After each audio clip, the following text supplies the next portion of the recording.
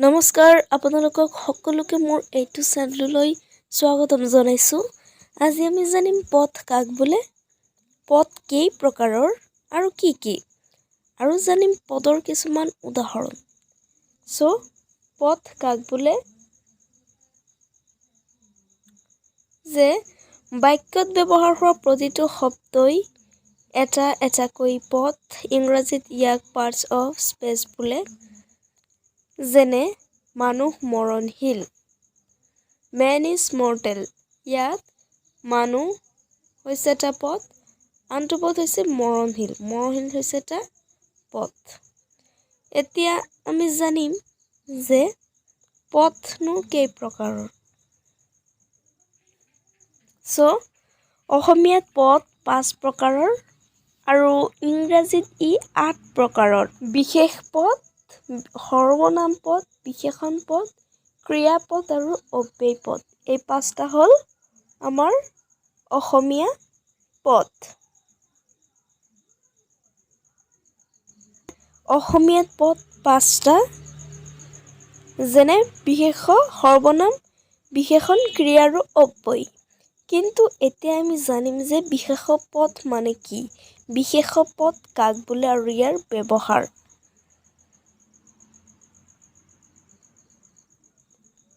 যি পদে কোনো বস্তু, ব্যক্তি, জাতি, গুণ, অৱস্থা বা কামৰ নাম বুজায় তাকে বিশেষ্য পদ অৰ্থাৎ ইংৰাজীত নাউন বোলে। অসমীয়াত ই আকৌ 5 প্ৰকাৰৰ। কি কি? বস্তু, ব্যক্তি, জাতি, গুণ, অৱস্থা বা কামৰ নাম। এই 5টা হ'ল ইয়াৰ প্ৰকাৰ। এতিয়া কিছুমান উদাহৰণ হৈছে মানুহ মৰণশীল, গোলাপ ৰঙা। আকবৰ এগৰাকী মহান ৰজা আছিল,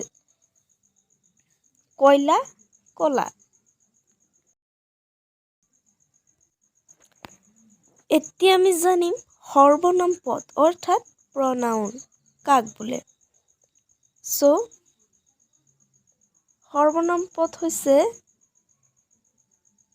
বিশেষ্য পদৰ সলনি ব্যৱহাৰ হোৱা পদক সৰ্বনাম পদ বুলি কোৱা হয়। উদাহৰণ, ৰাহুলে তেওঁৰ পত্নীক ভাল পায়।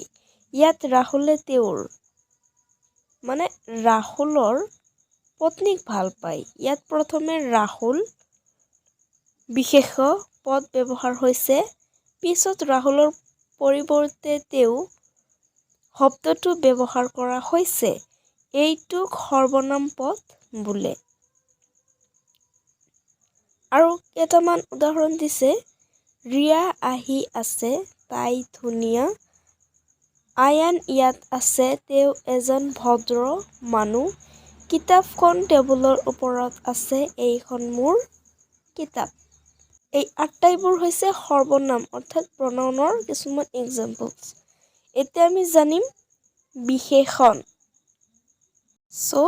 বিশেষণ পদ কাক বোলে, যি পদে বিশেষ্য বা বিশেষণ পদৰ দোষ গুণ বুজায় তাকে বিশেষণ পদ বোলে।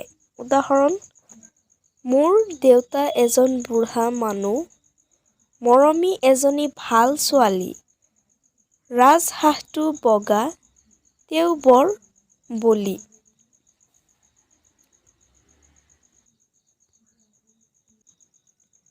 এতিয়া আহিল ক্ৰিয়াপদ।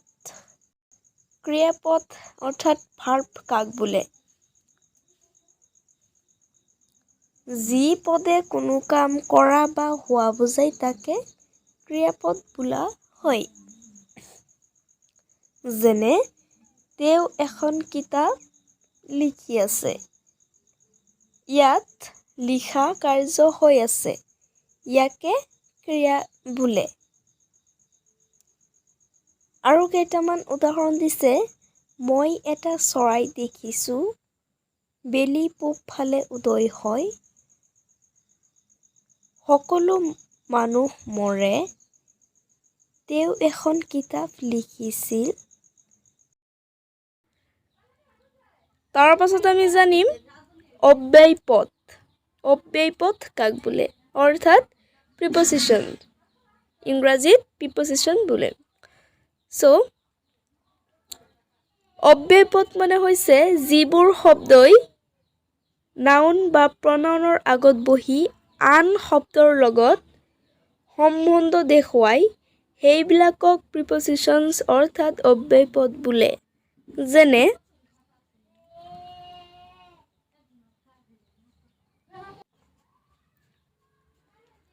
Come with me, the book is on the table, I shall go to Delhi.